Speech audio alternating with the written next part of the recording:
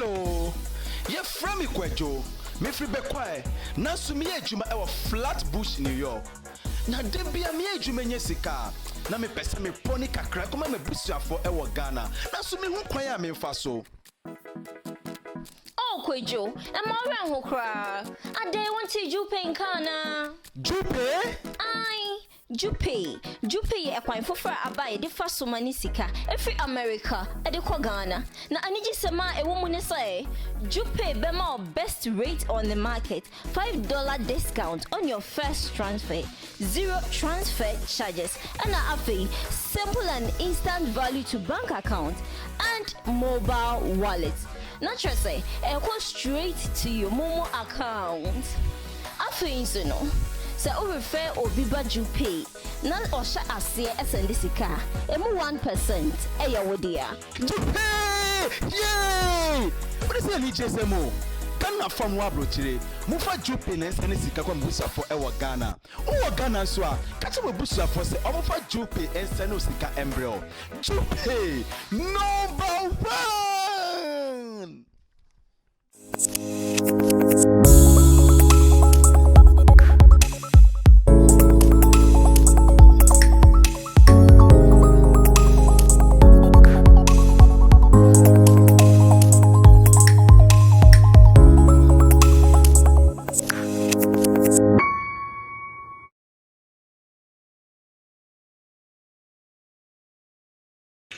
Once again, another day, another show, and as we advertised, we are bringing it to you.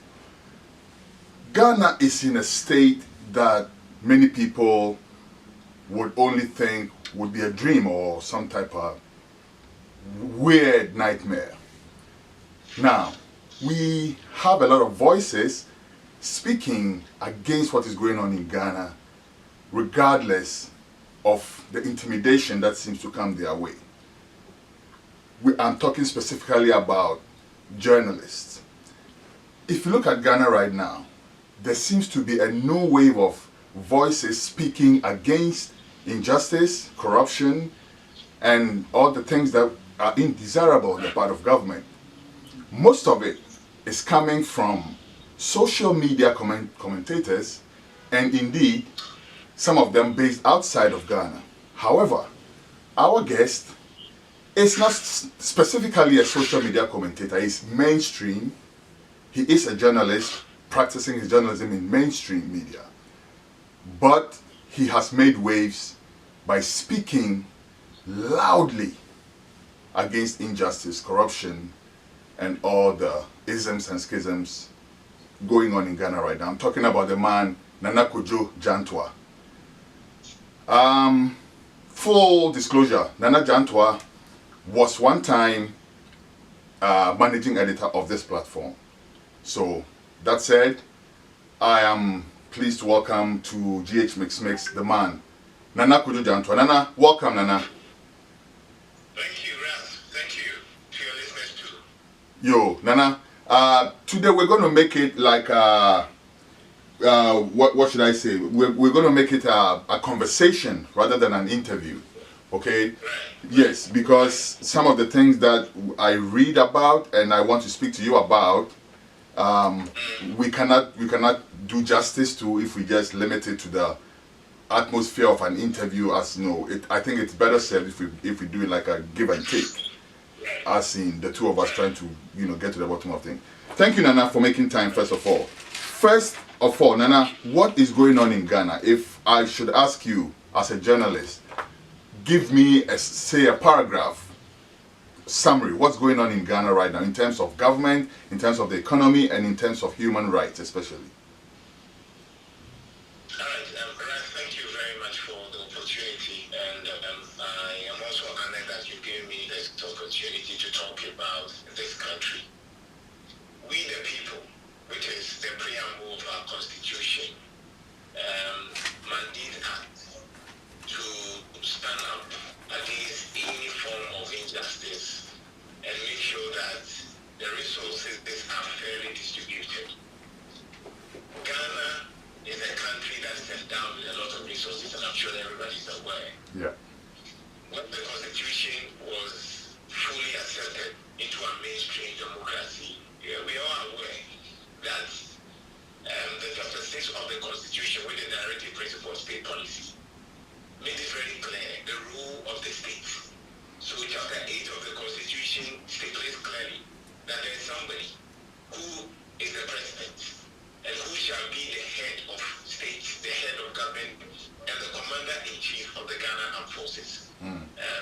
social scientist who have read a lot about this gentleman, Thomas Hobbes, around the 1550s.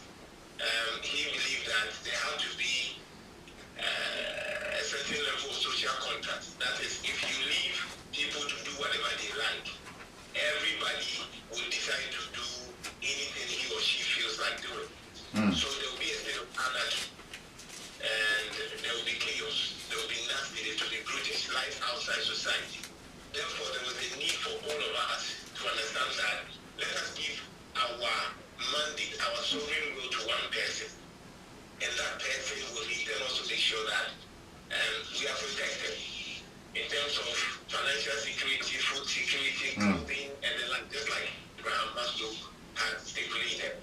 Yeah. So therefore, when I wake up in the morning, I am expecting that the person that I give my power to will be able to ensure that accessibility to water, health, food, clothing, housing, it's clear. And in terms of security, I am safe. In terms of creating that enabling environment for me, it is also well, so that I will not be struggling. Unfortunately, if you look at our fourth republic, many presidents or head of state that have come to rule, they try to do something. Unfortunately, they speak more than they are able to deliver. If you look at J.D. Rollins, he did his bit. There was a hopeful, and we had that kind of trust. And then he also did his bit. He had Professor Mills being so rest in peace. He did his bit. And then there was the GM. And of course, if you look at our modern democracy, getting to the time of GM, we had the influence of the new media, the social media, where everybody decided to talk about issues that were happening. We all know how some of us, including Ghanaians, started lambasting John Mahama, especially at the time that we were experiencing Dutso.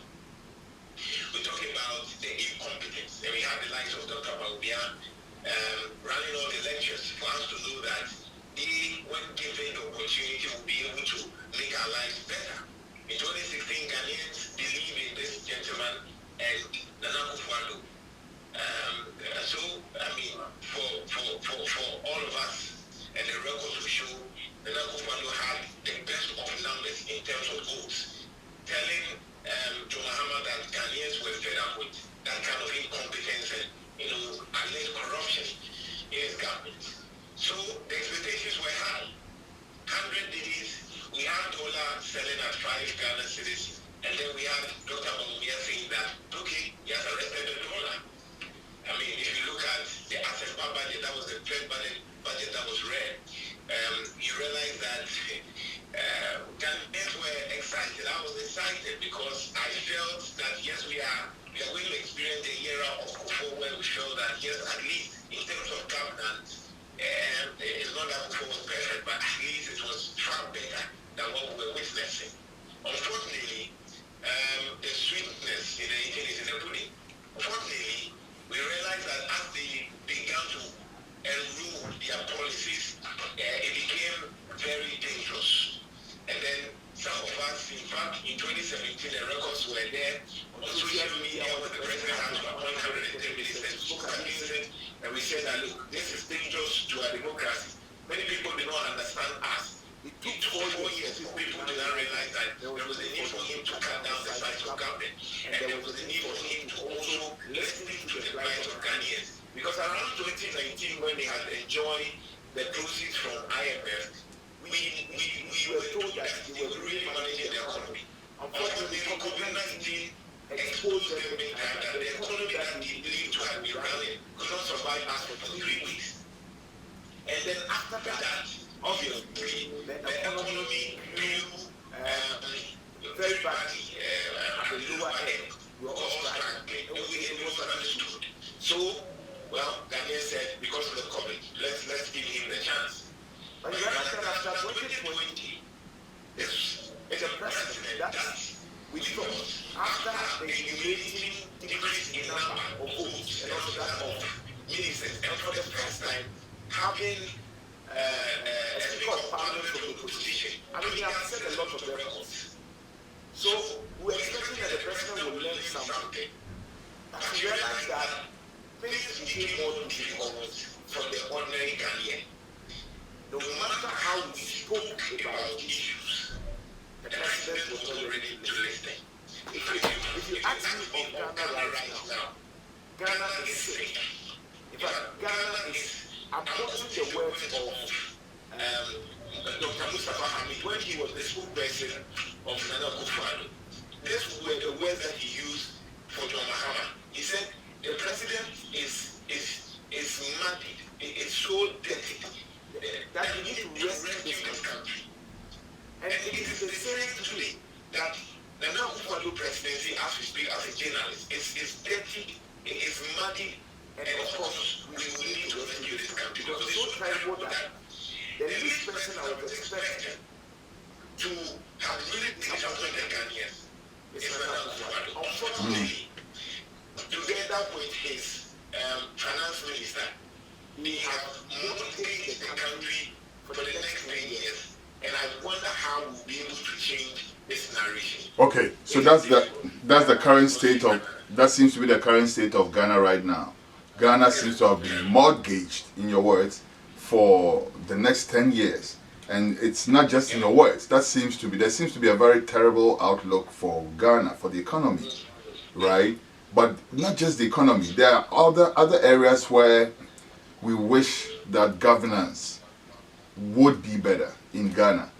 I'm going to engage you in some of these areas.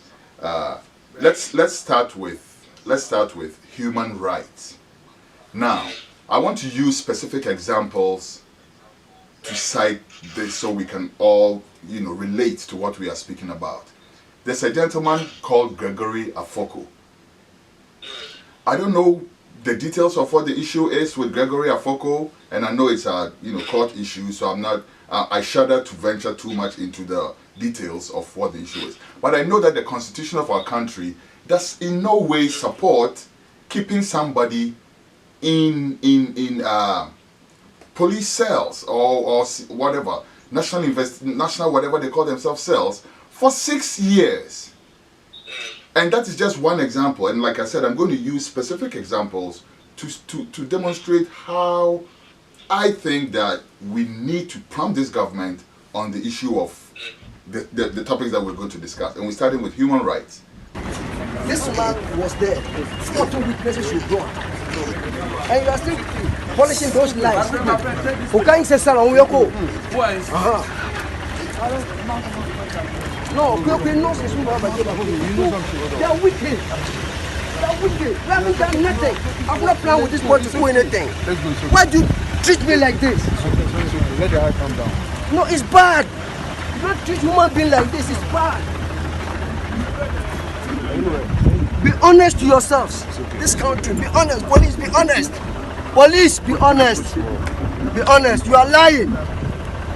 Lies. Stop the lies. It's too much. Why? Why? You brought 14 witnesses. 14. And none of them have not committed a crime. Am I killing Adam to take his trousers or his shirt? He's my sister's son. What's your take on this, Nana?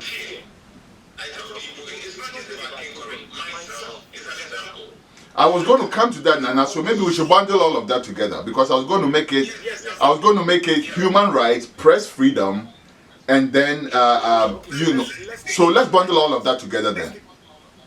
So if you look at the press freedom index, Yes. if you look at even human rights, there are a lot of questions, there are a lot of injustice, because you realize that we are living in that era of George Orwell's time, Animals Farm. So when it was under John Mahama, it was okay. Under Nana Akufo-Addo, it is not okay. You cannot speak without being threatened, without being called names. So it's not just about Gregory Afoko.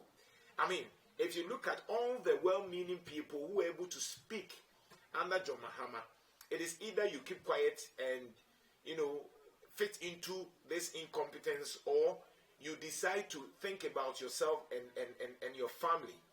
And how there are people, for example, we had Kennedy Ampaw. He could insult the courts, he could insult judges, he could insult people, he could threaten people. I mean, look at how he was able to show Ahmed Swale's face live on a national television. And then we know subsequently what had happened. As of now, there hasn't been any justice. There are a lot of things happening that you dare not speak, you dare not talk. So it is not just about Gregory Afoko. You fear if you are an outspoken person. And I remember the young man who was killed. What's his name? The young activist. He was NPP too. Kaka, right.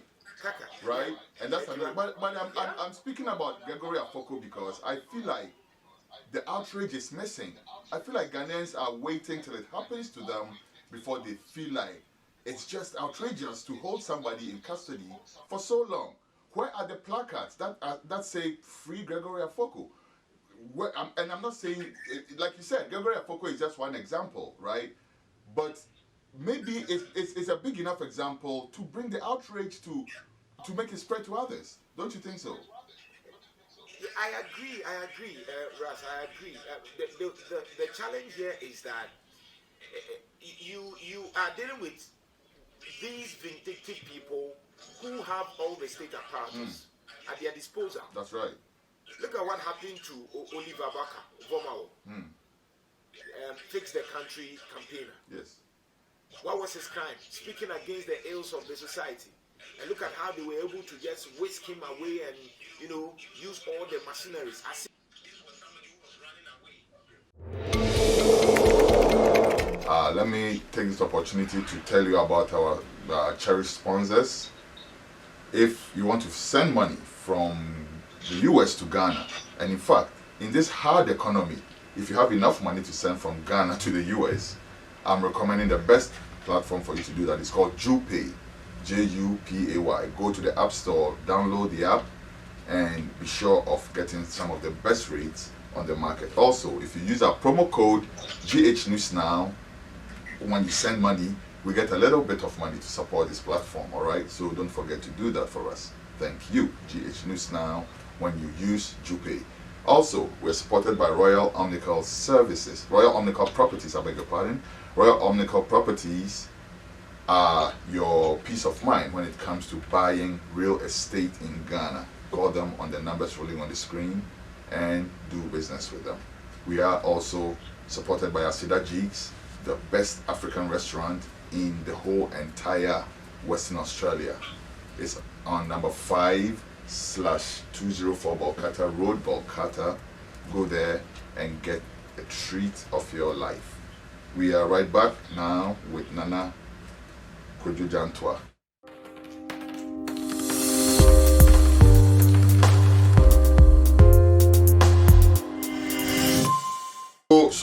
So there you go. All right. Now, I also want us to look at there's an issue concerning you, right? I want us to quickly get that out of the way, and then we'll come back to the main discussion. You were accused on several platforms, on social media, and then eventually by people who I believe should know better. But then you were accused of being a paid microphone. You know, like they give somebody was sponsoring the noise or the outrage that you were exhibiting. Is this true? Yeah. Well, thank you. I really appreciate this question. It's a very deep question. Is it true? It's easy for me to say it is not true. I mean, if I say, I don't mean to say it is not true, but how would people even believe when I say it is not true? But this is it. I tell people that if you want to know the man Nana Jantuah, go back to, thanks to the media and thanks to technology, you are able to retrieve a lot of posts. Yes. So you can use it to make a valid point. Today, people are exposing some of the tweets and Kwadwo's, social media handle, Dr. Baumia, Gabi, and the Rex, the things that people said. And for some of you who had, known me, work with me, you can attest to the person that you are dealing with. Of course, there are many people, they were happy with what I was doing to John Mahama. In fact, the things that I did to John Mahama cannot be compared to what I am doing to Nana Akufo-Addo. That's what I was going to ask you. You actually did campaign for Nana Akufo-Addo, didn't you? Hello? Hello? Yes, I can hear you. You were asking a question. Yeah, I was saying that you actually did campaign for Nana Akufo-Addo, didn't you? Yes, I did. And it's obvious, I did. Because you see, I tell people, I don't hide where I have voted for. In my life, I'm coming from the home where even when you vote for NDC, you care. I'm a typical born-bred NDC person. But I'm a professional person. So, we voted against John Mahama, campaigned against John Mahama, hits Mahama had during his time, because we were expecting a certain kind of Kufuor leadership in Nana Akufo-Addo to be properly exhibited, so that at least we'll be proud that we made the right call and the right choice. So, people do not understand that you are, first of all, in Ashanti region. And in Ashanti region, Kotoko, your Fufu, and MP. People do not understand that you can be very professional. They expect that sing your songs. Once you are in an MPP school, you cannot be telling us the obvious truth, because at least know that majority of them are MPP. But I say that MPP does not pay me. It is multimedia and the other work that I do that pays me. So, if I am running my work well, and you are telling me that somebody will need to influence me before I work, then it's my language. Another person, it's not correct. Okay. Because why would you say, I mean, at my level, if I want to meet John Mahama, which I've never met John Mahama before in my life, I've never spoken to John Mahama in my life, somebody I campaign against. But it is normal because the MPP in Ashanti region believe that I am tormenting them. The MPP believe that I'm exposing them. The MPP believe that with the fact-checking that we do every day and with our vocality on social media, we have been very consistent making sure that they do the right thing. They are not able to handle it. So what do you expect? They pick somebody who is not so trustworthy, as they were doing their own propaganda. And afterwards, the person had apologized. And somebody apologized and you pick that same flimsy allegation to make a point. It's unfortunate. But you see, the reason why I decided to pick certain people so they meet me in court. First of all, you were alleging that I had taken $2,000.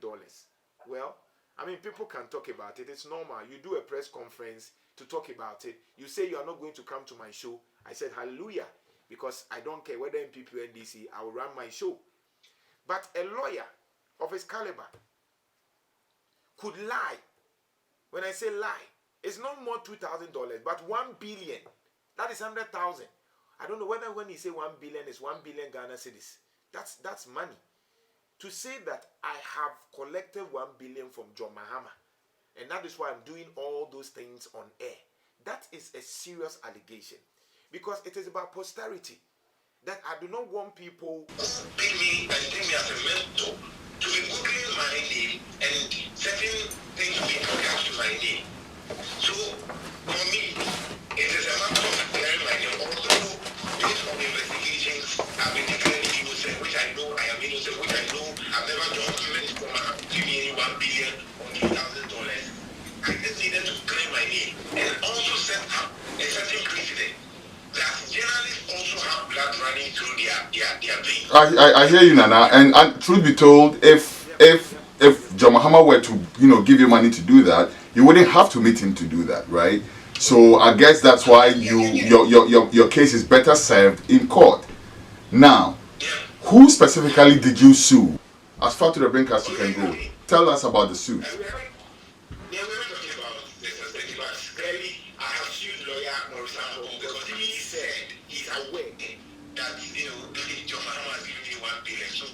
the court, you should go to court and prove it, whether and when he saw me collecting that amount. And then I've also sued the platform. That's Wontumi. And you see, I am so happy that recently the same Wontumi, Chema Wontumi, through lawyer Maurice Ampaw, sued UTV and United Showbiz program of a certain content and defamatory statement, and we are all aware. So I am so glad that they understand the import and how painful it is to be defamed. So the lawyer who was able to secure judgment for Wontumi, that same lawyer is the one I am taking to court for that defamatory statement, because he needs to know better, because he's a lawyer. And then, so for now, and then very soon, we also will be suing the MPP communication team. I'm talking about the Ashanti region communication team of the MPP, because for them, they also made a statement that they are aware that John Mahama had sat me down, and every quarterly, he will be giving me money. So they will also go there and also prove. I mean, courts, we go there, and then if you have a case, in fact, I'm just giving them the opportunity to go and speak more and defame me. I'm just giving them that opportunity. So it is clear now. We wait for what the court will say. Interesting. Is a date set for the hearing? Well, after serving lawyer Maurice Ampaw, I talked to my lawyer, and the lawyer said he had, also written something. They call it conditional appearance.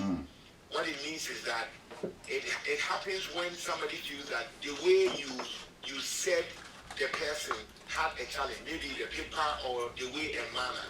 So he has also 14 days to also defend why he thinks that the way and manner he was served was wrong. So maybe from next week, the 14 days may be expiring, and that is where the court will begin to call the case. I am expecting that plus or minus by January, maybe the case will be called and then we'll begin. Nana, you are aware that you are taking on a very mammoth task. You know that, don't you? You know you're taking on a very gargantuan task, because you know that journalists, I mean, first of all, to go to court is not cheap in Ghana, even if not in terms of money, in terms of your time and all of that. You know what's at stake, yet you are taking on this task. Why? It's simple. You see, by the grace of God and based on some of your guidance and encouragement, we did not become an Jantuah just by sitting down. We work for our name. We work for our integrity. Over the years that I had worked, some of these things, somebody that I push and write to shroud to investigate corrupt acts. Why would I be involved in that? And in my life, you cannot bribe me. You cannot. Everybody who knows me, you cannot bribe me, because when you bribe me, you will not succeed. It will not work, because I will say whatever I need to say. I am taking this matter for the records. I know that at the end of the day, the court will serve justice. And when justice is served, we will know who is at fault and who is not. I know the caliber of people that I am sending to court. But I have won cases like that before. Remember, when there was this Adonko Bitters event that was organized. I mean, many people talked about it. I took the matter to FDA. And many people said that, this man is so, wealthy, I cannot win this case. But thanks to the advocacy and thanks to the push, today, those kind of noise, bitters from morning to evening, it has gone down and people are safe.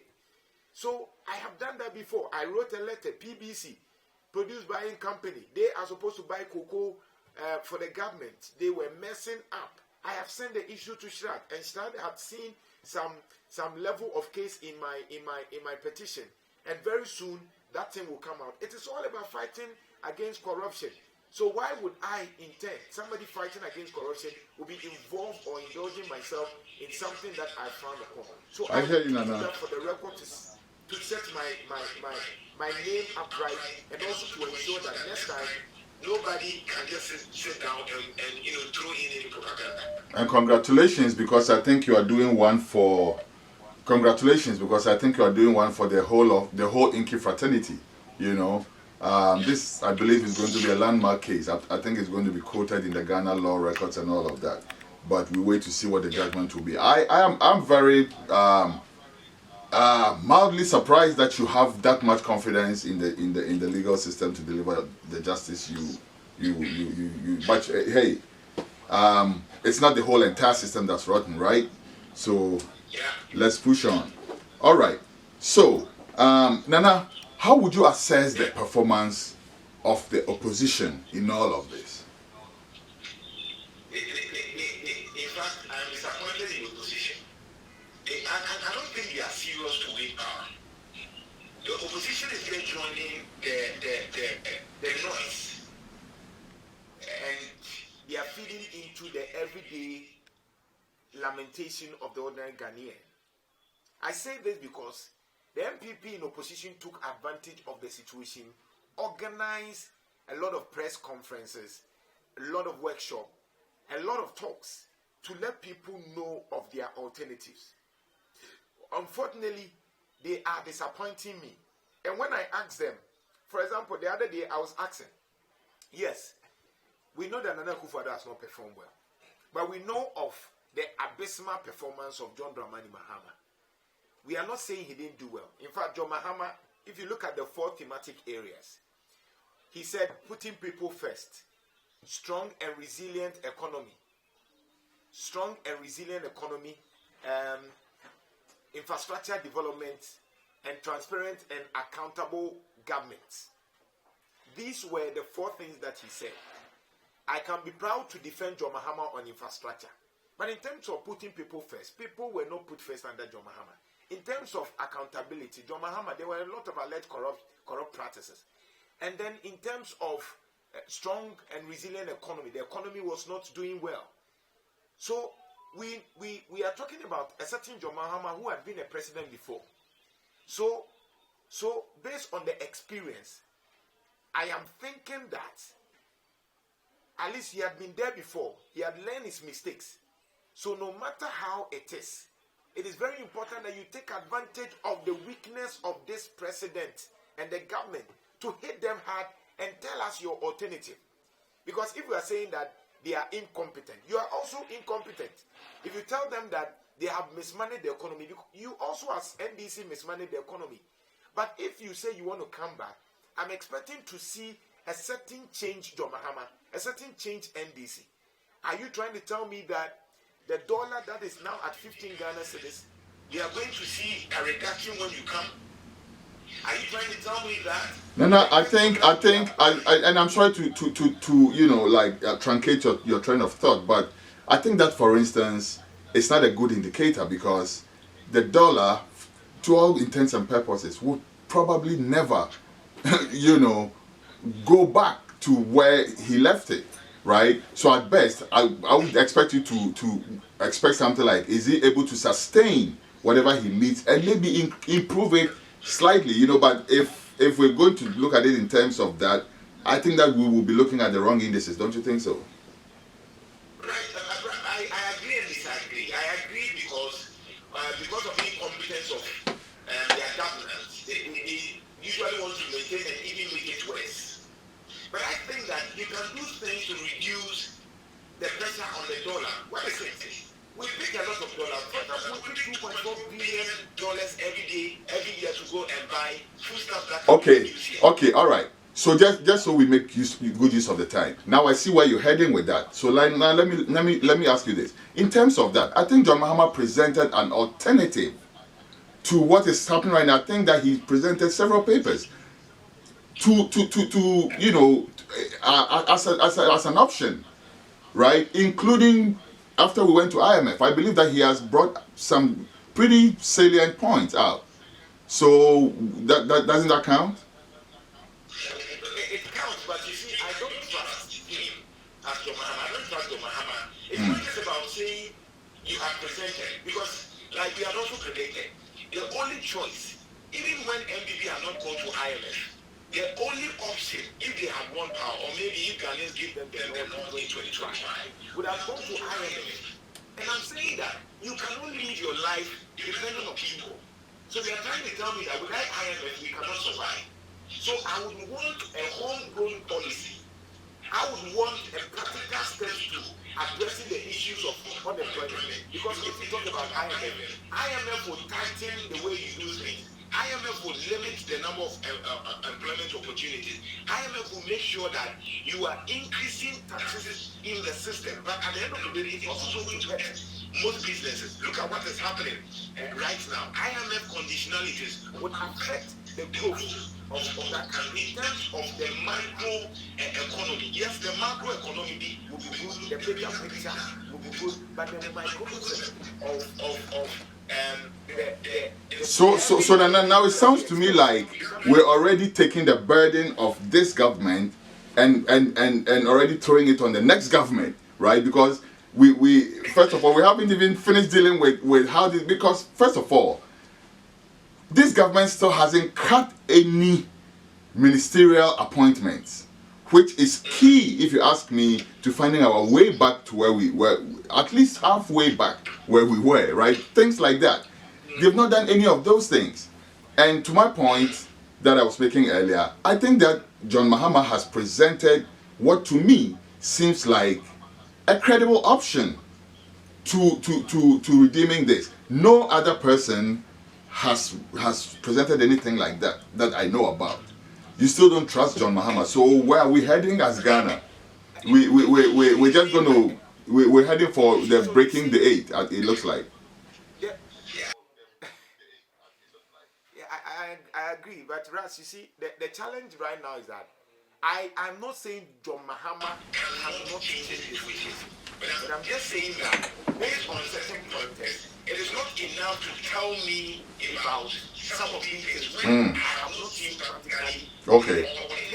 All right. So then let me ask you, what do you want to hear or what do you want to see from the opposition to give you that confidence that they are prepared, they're ready to actually take Ghana from whatever ashes it would have, you know, it would be that would be left and carry the country forward? What do you want to see? Fantastic question. Thank you very much for that question. I would want to see how he can reduce the import bills.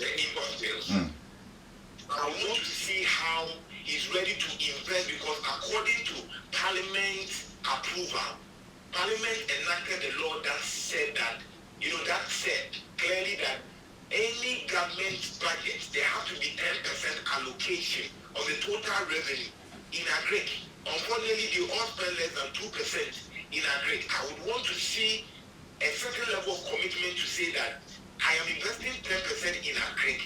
I am stopping importation or limiting importation. Look, Ghana in between 2013 and 2016, according to IWatch report, we lost close to over 6 billion of gold trade.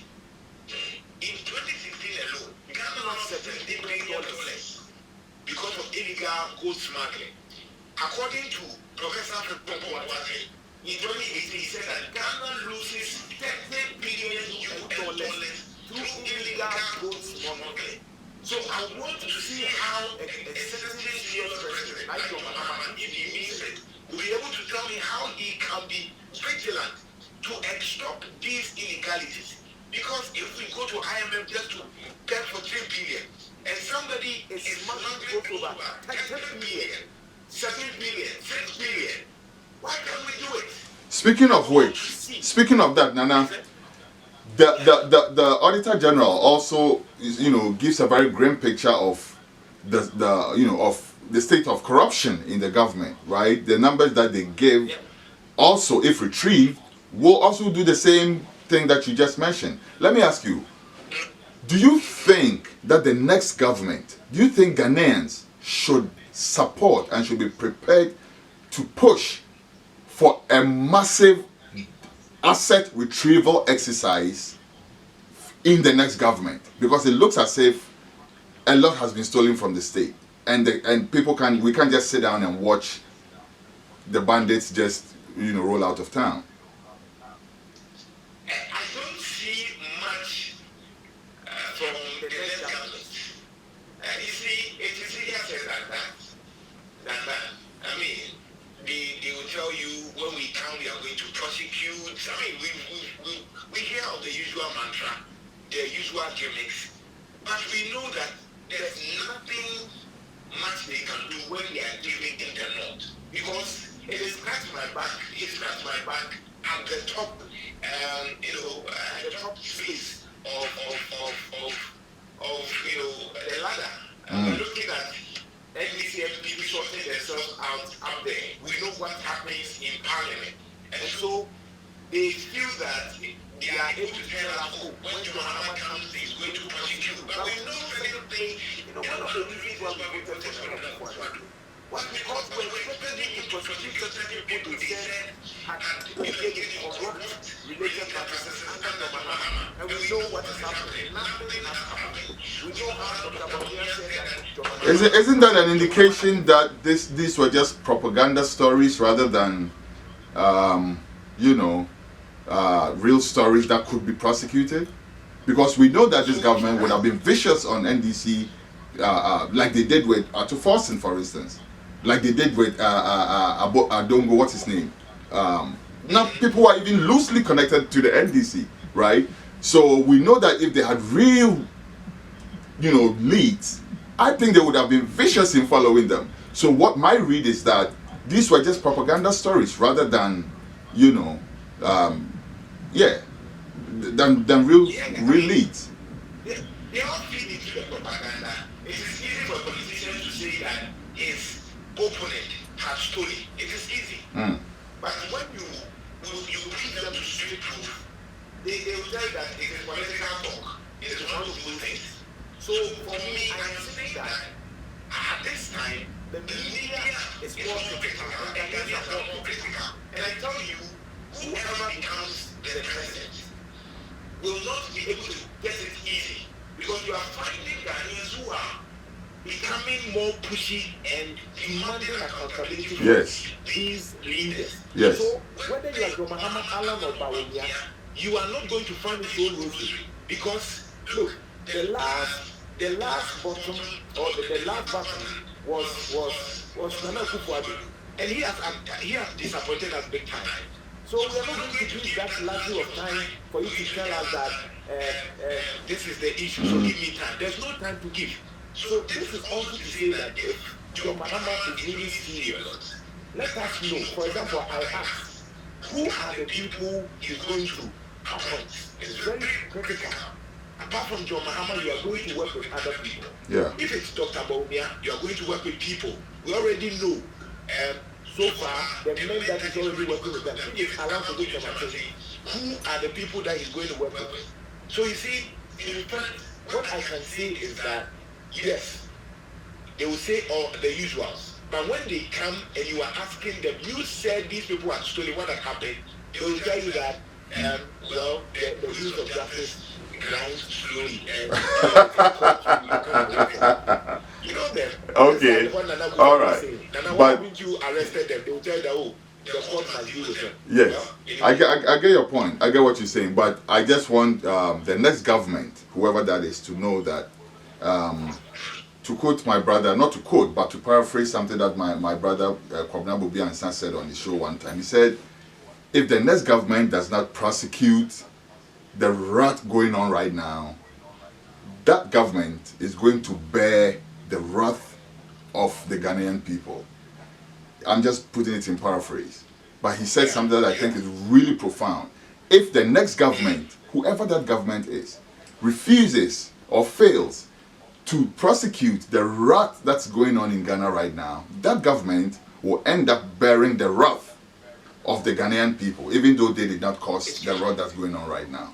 So that's food for all our collective thought. Anyway, Nana, let's go to Parliament, because when I was talking about the oh, did you finish though? I'm sorry, did you finish what you were saying? No, it's okay. It's okay. Okay, all right. So let's go to Parliament, because when I actually asked about the performance of the minority, I was talking about the minority in Parliament. Let's zero in on some things that I've seen, that I've observed in horror happen in my beloved Ghana, with the opposition either seeming to condone or at least to go along with these things that are just unspeakable. I'm going to go through them one by one, Nana. The very first is when soldiers invaded parliament. Nothing has been said about that. The leader of parliament, the speaker of parliament, is from the NDC. We have a very vocal NDC minority. Yet it's in our annals that once upon a time, soldiers took arms and invaded parliament. On whose authority that is, we don't know. Possibly on the orders of somebody who's sitting there among them. Your take on that, Nana, and be brief, because I have a few more things that I want you to look at in that parliament house over there. I mean, it has been an unfortunate incident, but we are in Ghana. I mean, what will happen? When I told you about animal farm, when it gets to certain people, the law does not deal with them. But Nana, that is a dangerous thing to do, because now we're setting a precedent. It's a precedent. And even more dangerous than the precedent is that when the Ghanaian people lose faith, when people lose faith in the systems that are supposed to protect them, it's a very dangerous thing. Do we acknowledge this? Do we see this? This is where I'm coming from. If Ghanaians realize that somebody can take arms and go to parliament and fuck all happens to them, versus I steal one finger of plantain and the judge sentences me to how many months in prison, Ghanaians realize that something is not right. Ghanaians have lost faith in parliament. If you look at the rankings, Ghanaians do not trust parliament.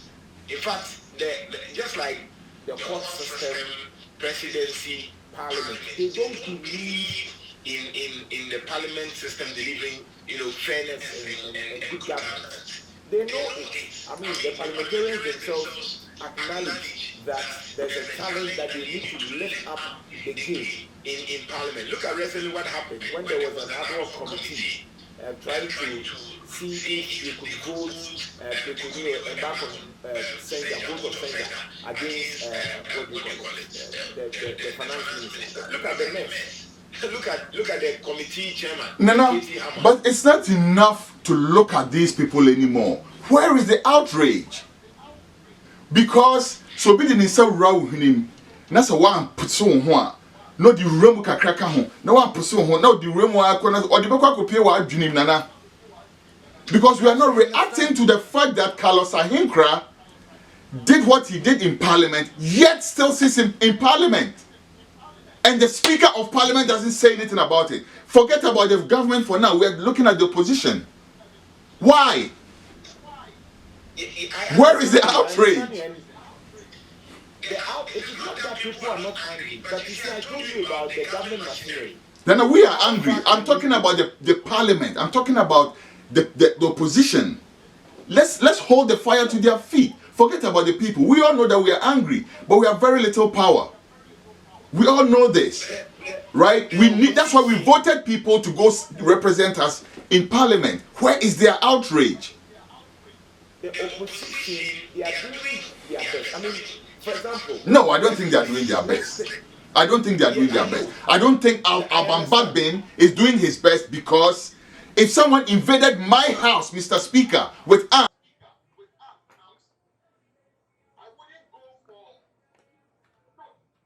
think about it closely. Al-Bagbin, sir, this is your house. You are the speaker. This is your house. The house kowtows to your authority. Yet, somebody came in. Of course, you were not the speaker at the time, so we understand that. But it is your house now. The authority is yours now. The mantle is in your hands. And if you don't do something, it's going to be your legacy. People already are putting lame names to your name. I don't think so. I think you're a brilliant person, but show muscle. Sorry, Nana, I am now talking instead of letting you talk. Ras, it's all about interest. It's all about interest. And that's why I say you cannot, because we thought that with Parliament at this state would have been able to do a lot of stuff. Unfortunately, we have not seen so much. It has always been about interest. Because I thought that we could be able to push, we could be able to have a strong opposition to deal with them. But we know what has happened, all the gimmicks that comes with it. But like I say, so that's why I don't agree with you when you say they did their best, because what made them endorse Ken Ofori-Atta, for instance, to come back for a second term? We didn't know Ken Ofori-Atta was going to mess up the first time. Let's say that, against our better judgment. So let's say that, right? But the second time around, when they themselves had come out to say how terrible Ken Ofori-Atta was, what business did they have helping impose him on Ghanaians again? And now he has become an albatross around our necks. I agree. According to their party secretary, Alleging, he says yes. that, I mean, they needed to still endorse incompetence. So, you know, that's what I say. It's all about interest. I understand and I agree perfectly with you. But I've come to understand that if the people do not push, Parliament do not become serious to also push. Look at recently, the 98 ministers who said that they don't need Ken Ofori-Atta. Look at what has happened. You have realized that even those people who were making the noise were the very people on the committee that were defending Ken Ofori-Atta. So you see, when it comes to interest, we cannot trust Parliament. But I wanted to single out certain individuals. For example, Sam Jatta George, impeccable. Yes. His fight against, LGBT, against our values, he was spot on. Let's look at Okudzeto Ablakwa. Because of him, we were able to know for the first time that the president had been chartering private jets. And look at how much we were spending. And there are few, minorities who are really doing well. But on the large scale, I agree with you that we have not seen a very vibrant minority, other than, having to release press and, organize press conferences. I've not seen much. There are things that we're expecting them to speak and to resist. We are not seeing so much. But there are other individual minorities among them that I feel that they need to be commended. That's right. I agree with you on that also. I do agree with you on that. And also Ato Forson is one more person like that who is doing an amazing job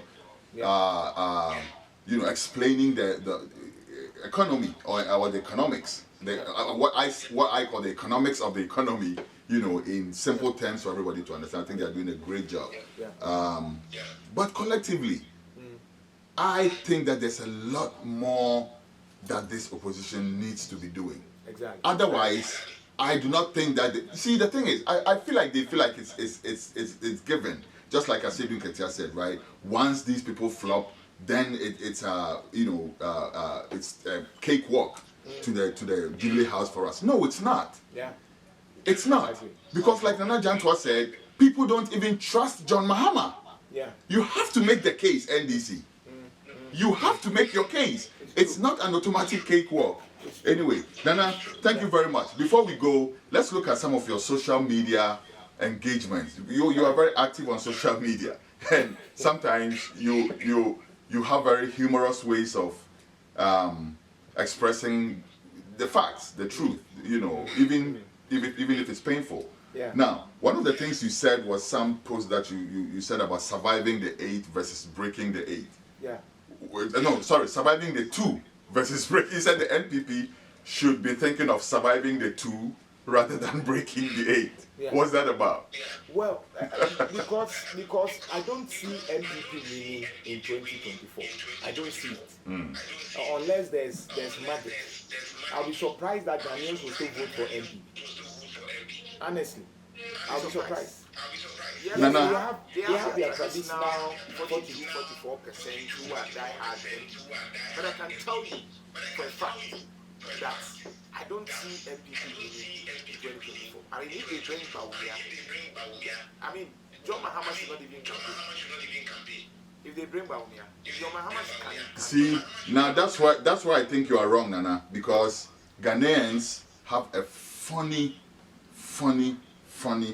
outlook on what we value, on what premium we put on our freedoms, on that kokromoti power, that so-called kokromoti power. We have a funny way how much premium we put on that. And I say that with some reservation because Ghanaians are also known to shock you sometimes, right? Like when you think it's given, they come in and shock you. But listen, I feel like all the money that has been stashed away will be unleashed during election time. And you know what the power of that can do. If you combine that with the apparent apathy of the NDC, who think it's a straight cakewalk without making the case, and these people come and inject a ton of dollars, money, right? And even today, you go to certain places in Kumasi and you still hear them talking about, hey, we got free SHS. When we are hearing on the news every day that the kids are being sent home for no food, they're still hailing SHS. So what I'm saying is that I will not be surprised if these people, and plus, let's check this out. In the year 2020, I personally, quote me, cite me anywhere, I don't think the NPP won the election. Why? Because I don't have any figures to quote as the figures on which they stood to win the elections. Yet they are in power today, right? So let's not belittle that break the eighth mantra. Let's not belittle it at all. A lot of things can happen within the framework of the break the eighth. I agree, Raz, but don't forget, with IMF, you cannot abuse funds. That's the first thing. You are in an IMF program. IMF will control your spending. And that is why 2016, IMF and World Bank said that based on what and some of the policies that had been, executed, whoever takes over in 2017 would enjoy that benefit. And it was evident in 2017, Nana Akufo-Addo, the GDP growth was higher because IMF made sure that you do not spend. And that is how IMF is going to control you. So you cannot just be pushing monies that you don't have. And for the first time, the government admits that it is bankrupt, it is depressed. The situation is not good. So you cannot get that amount of money wherever you find it to push into the system. And mind you, the money is not with the government. The money is with the politicians. The money is with the party. Party Hieska, where did that money go? It's there. I know, but whether they can push it, however they push it, I don't know how much the IMF can do to control that. But that money is there. Party Hieska, remember. Ras, you mark this one. It will not survive because we will keep reminding them. And Ghanaians are so much wiser now. The media, look, why would the NPP in Ashanti region decide to, run a press conference about one person, Nana Jantuah? Because they know the kind of impact. Because they go on the grounds, the security apparatus are telling the president that Nana Jantuah and multimedia, they have opened the people's eye to the level that they cannot deceive them anymore. And that is why they find it more, building an interest to go and do what do you call it? A press conference to tell people not to take me serious. I am saying that we will keep reminding them because we have already told them what to expect to deceive them into winning power. And mind you, there are a lot of apathy that will be experienced in Ashanti region. There are a lot of people that happen under Akufo. I am an MPP person, I'm not going to vote. A lot of apathy will set in. But the people that make government change and government, clear from their seat, we are looking at regions like Central, Western, Bunahafo, Greater Accra. And as we speak, it is inuring to the benefit of NDC. These are the swing regions. Eastern region, MPP. Ashanti region, MPP. But we still have 2 years to go, Nana. And 2 years is a long time. They cannot do anything. I'm telling you. 2 years is a long time in the electoral cycle, Nana. Trust me. In Ghanaian... It's a mess. The last thing that they had was around 2020. Now they cannot have that kind of money. No matter what they do, the people are fed up. If you look at the ranking, look, what didn't Akufo do? Nana, it's not just money though, because I was that's why I combined that with the apathy of the NDC, who think it's a done deal, who won't show up for interviews, right? Won't even send a representative to come and speak on your platform because they think it's a done deal. Like, we don't have to. And I've seen this before.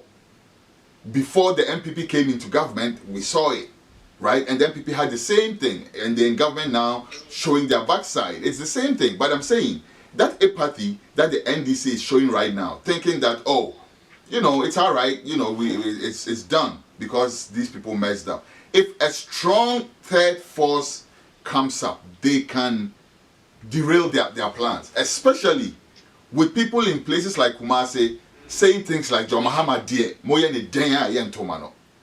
For instance, right? There are people who just will not see anything at all that the NDC has done. All they know is that now let's go vote MPP. Now, if you take that demographic and then you add on top of that the MPP's own efforts, right?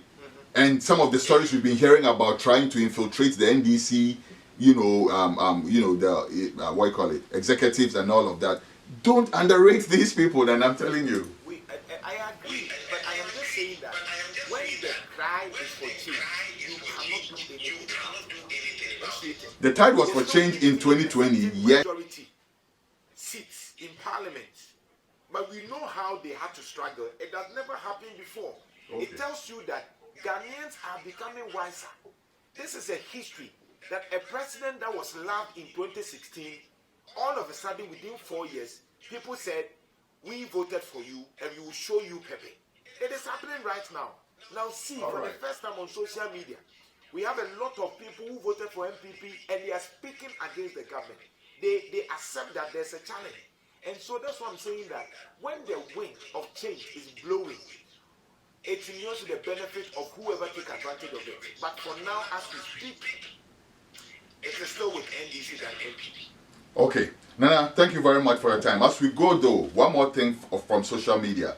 You also posted that national security are trailing you. They are creating problems for you, but that's not going to silence you. Tell us in a few words what that's about. Well, it's simple. This is not the first time. I've always been monitored by them. This is not the first time. They monitor me. They have been tasked to monitor me, my movement, what I do, what I say. In fact, they are only waiting for me to speak something and then they use it because now they are not able to get to me. So they want me to speak of something that they can use it, pick me up, shake me, and then, tame me. And I've told them because the more they think, we also have supporters, we have people who are also, making sure that I am safe. For security reasons, when they have security, we also have people who are also feeding us. So we are aware of their machinations, but I can assure people, when you arrest Nana Jantuah, there will be more Nana Jantuah. Let them keep coming. But by the grace of God and with our certain security measures, we will survive.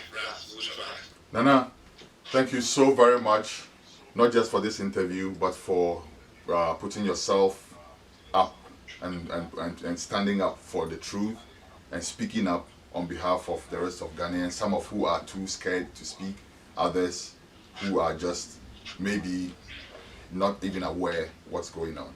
Thank you very much, Nana Kwadwo Jantuah, journalist. Thank you, Rance, and thank you for having me. Thank you very much. This has been GhMixMixx. Before I leave, I have a short message for the NDC. Dear NDC, like I said earlier on, it's not a cakewalk to the Jubilee House. You have to put in the work. John Mahama may have done fabulously in the eyes of some Ghanaians, but you also have to acknowledge that demographic that would not see anything right that he does. John Mahama may be a fabulous leader in your eyes and in the eyes of many other Ghanaians, but there is also that demographic that only see the wrong and sometimes even the perceived wrong things that he does or is supposed to have done. NDC, put in the work. Your strategy of sitting aloof and watching the NDC fail, the MPP fail, so that will present a pavement to the Jubilee House for you, is not only lazy, but it's ill thought. Put in the work. Show what you have as alternatives for this government. Show what you will do with the economy. Infrastructure, yes, you have shown what you can do with that. Human rights, to a large degree, we're doing well under the NDC. Now, it's time to show what you can do in terms of restoring our confidence as a nation and the democracy that we've all signed up to practice. It's not a joke. It's not a joke that somebody can run roughshod over Parliament and nothing is said, while a robust legal system continues to flourish, putting innocent people behind bars for petty crimes. It's not enough. Don't wait for the outrage. Put your message right. NDC, it's not a cakewalk to the Jubilee House. My name is Kwesi E, son Baako, and this has been GhMixMixx. As you know, I come in peace, I come not to please. I'll see you next week with another episode. Goodbye.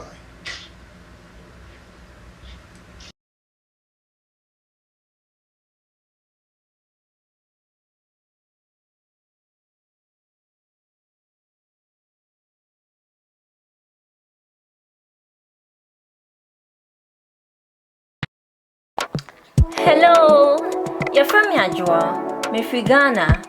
Are you looking to invest in real estate in Ghana, or simply looking to buy your dream home in the motherland?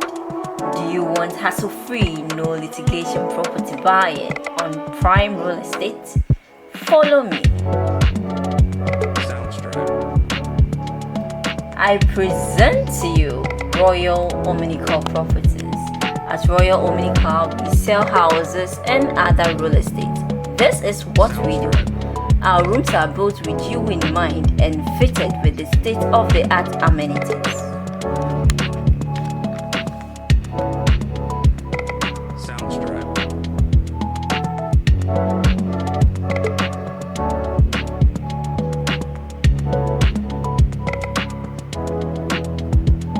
Call us now on +233 26711 3682 or +233 20 074 6821. Royal Omnical Properties. We are your peace of mind.